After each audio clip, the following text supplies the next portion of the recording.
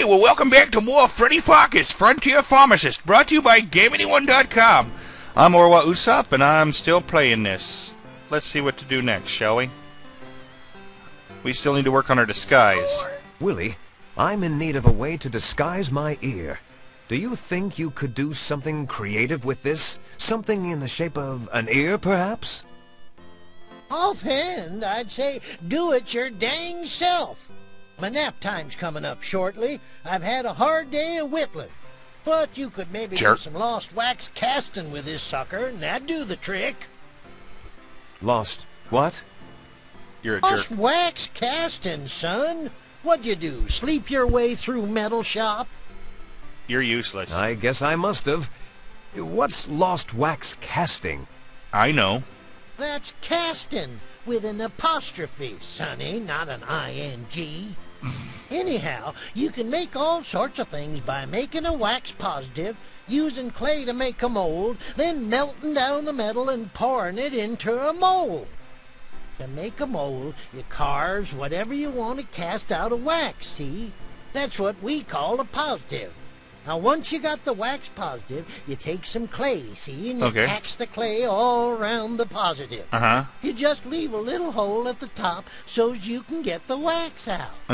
So now you've got your wax inside the clay. You just heat that sucker up till the wax goes all oozy, and you pour the wax out. That's the lost wax part, see? Now you got your empty clay mold, what we call a negative. You smelts down your metal and pours the metal into the negative. Man, you're talking up, you can a just lot. Scrape off the clay, and there you are.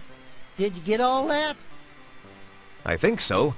I'm not sure. Please don't repeat it. Well, that's what your restore button's for, kiddo. Now, scrambooch. No, my restore button's for after I screw up. Hey, wait a minute, I need to get something off of him. The door swings open. Yes. Help yourself, here you blah blah blah blah blah. It's Whittlin' Willie's authentic whittling knife. Well, You borrow Whittlin' Willie's knife for a while. not like he was gonna help me with it. Alright, I got Whittlin' Willie's pocket knife. Okay. With your newly acquired whittling skills, you carve the candle wax into the shape of an ear, one that should theoretically attach snugly to the remains of your original ear. But now look at the gunk on Willie's knife. I'll toss this knife over here where Willie might find it. He'll probably think he dropped it here. Yeah, sure. Well, yeah, seeing as how we're where he left it, I shouldn't see why not. Alright. I got a wax ear. Huh.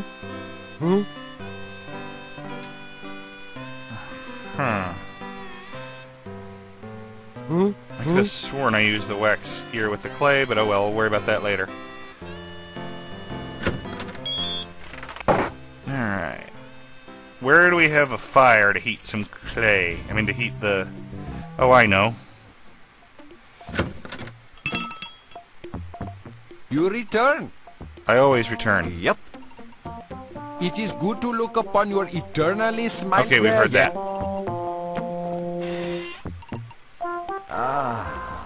No, I'm not scratching the itch, you stupid piece of hoo-hoo. Alright. Alright.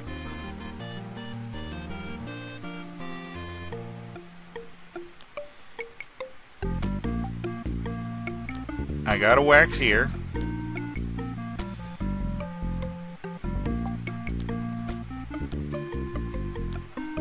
You carefully pack the clay using in ear and with around wax the wax doesn't ear, work. leaving a small opening so that you can pour out the molten wax later.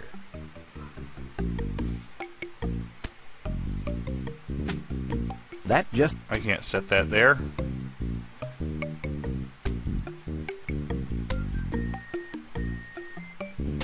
There we go.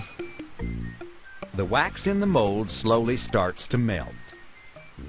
The melted wax runs out of the mold and spatters on the work table, resulting in an empty ear-shaped mold and a table with a severe case of waxy buildup.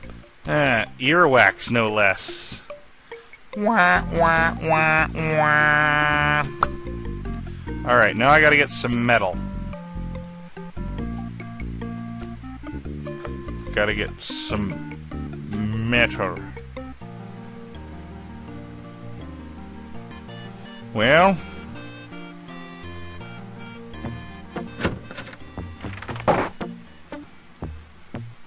here's my thingy thing over here. It's a silver medallion recently awarded to Srini by the American Society of Salves, Holistic Ointments, Liniments, and Emollients salesmen. It was in honor of his impressive and yet oddly comforting display of old Gampy's Fisherman Throat Gullet Descaler lozenges. Well, I hate to take what belongs to him, but hey. Hey, we gotta finish this game. Score! You carefully remove the medallion from the wall. Srini will never miss this. Sure he will. Freddy Pharkas, what in an entirely unsatisfactory afterlife are you doing with my finally earned silver medallion? It's going to a good cause, Srini.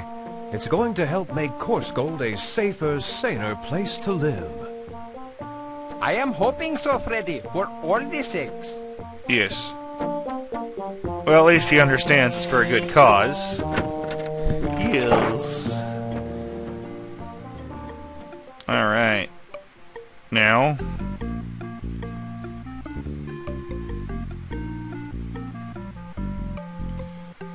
Alright.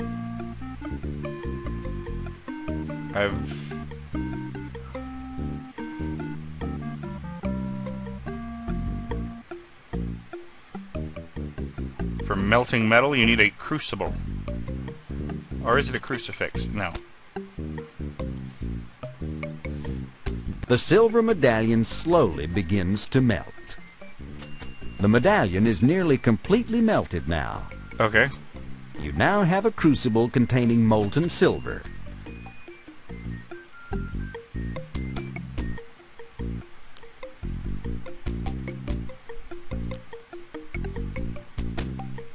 Where'd my crucible go?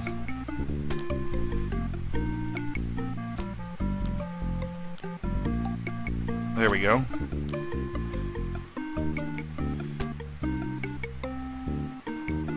No. You gingerly examine the clay negative mold. No. Pretty decent piece of craftsmanship, even if I do say so myself. Meh. Maybe it'd help if I set the booger down. You quickly pour the molten silver into the empty mold. Yes, I do.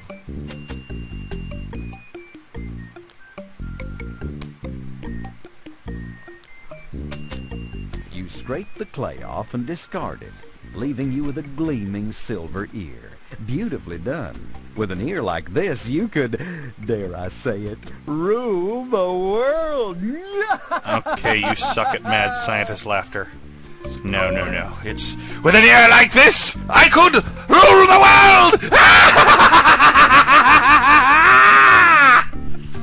world! There we go. Jeez. Seriously, that was just lackluster as all get out. Alright, looks like we need to start getting our stuff ready. Let's go ahead and put our cowboy gears on. That just does. Score! With your boots, your clothes, your guns cleaned and loaded, your silver ear, and your lucky neckerchief, you're ready to get dressed and assume your identity as the gun-slinging stranger. You return to your penthouse suite high atop the glittering Pharkas Pharmacy in beautiful downtown Corsgold. Yeah. There, Srini greets you and solemnly assists you in the final premium. I can dress myself. It's a somber and yet somehow exciting event. I look like a complete Goomba. There you are, Freddy Pharkas. You are mostly indeed a picture of stately, mysterious stranger. No. Nobody will be positive to recognize you now. I look like a at any time stage act in a Wild West show. Thanks for your help, Srini. Corsgold owes you a debt of gratitude it can never repay. If anyone asks, Freddy Pharkas has left town. And if I don't come out of this alive, the pharmacy is yours.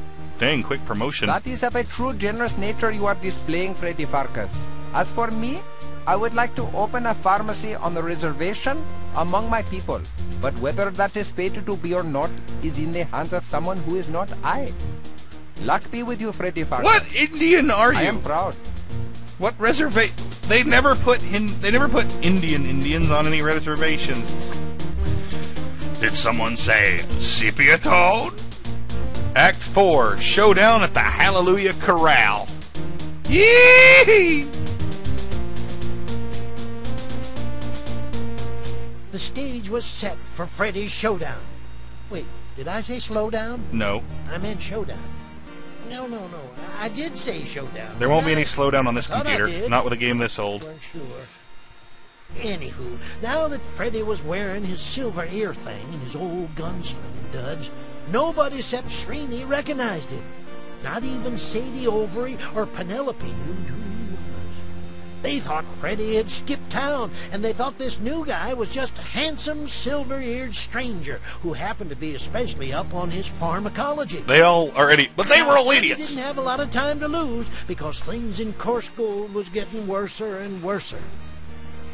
Alright, you kind of have to do this stuff quick, because I think the timer is a little faster on this level than the others. I could be wrong.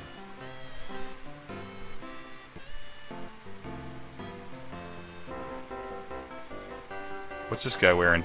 You've never seen Chester Field look so downtrodden. Why, he looks like he's lost his best friend. He's wearing a sandwich board upon which has been very hastily scribbled, "Will polish ears for stagecoach fare." Is he leaving town? Will polish ears? What a strangely specific... Did it jam?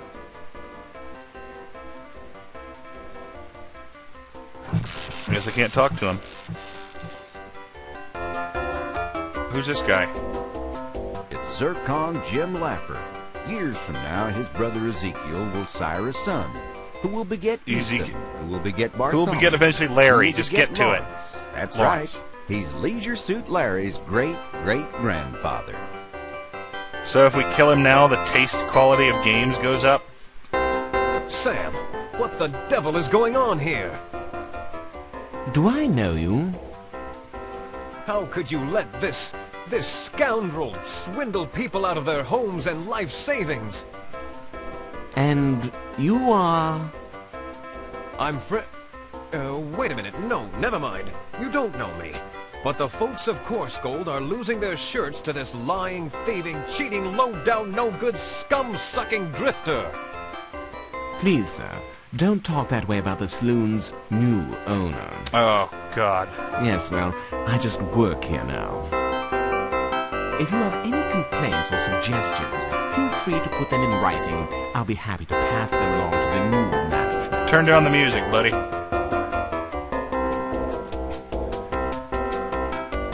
Great, I can't turn down the volume separate from the voices.